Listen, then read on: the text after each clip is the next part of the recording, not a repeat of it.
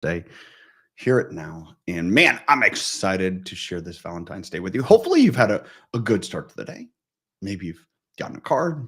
Maybe you're just enjoying a cup of coffee and thinking about the day. Man, I'm excited that you're here, excited that you're tuning in, watching wherever you're from. The kind of talk a little bit about love today. Talk about, it's the spirit, right? Valentine's Day. One of the videos question readings that I had this morning it posed this question at one point: how do you feel most loved? That was kind of the idea that came out of it. And a lot of people are different, but yet one thing and all the different love languages center around this. If you're not familiar, the love language is Gary Chapman, great book, and it goes through the different types of love languages. But it's often been said the number one thing that people yearn for is to be validated, to have recognition and praise.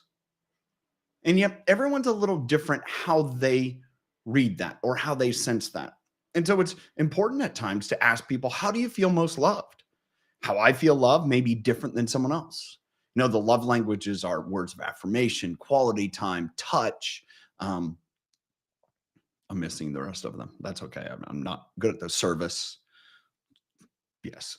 I think there's one last one. I forget. But anyways, I should have had that prepared. But that's okay. It wasn't about that.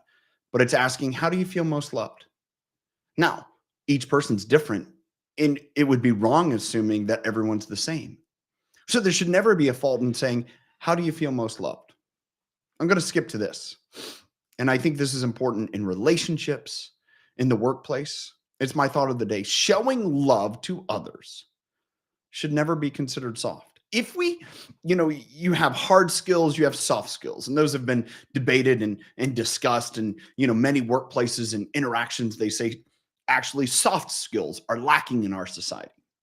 I look at that because they're not often rewarded or pointed out to say that's the difference maker. I think back about, I'm a soccer fan, Premier League soccer. And there's a gentleman who was player of the year 2 years ago, and young guy in 2021.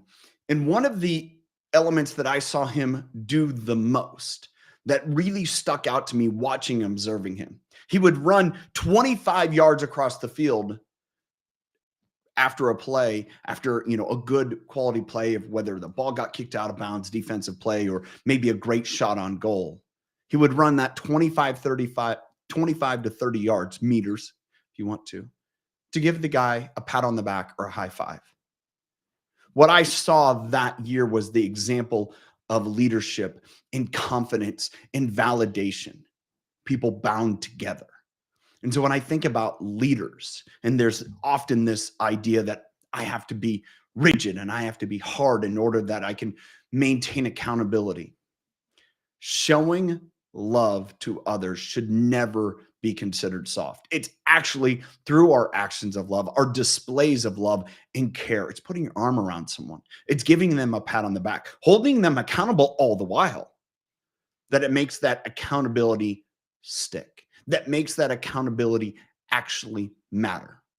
If people have no idea what value you bring to them, if you're not actively validating them, showing them love and expressing the love you have for them, they're never going to perform to the peak of their capacity. You're never going to extend that peak. Showing love should never be considered soft. Hope you got value from today. Hope you enjoy your day and have a great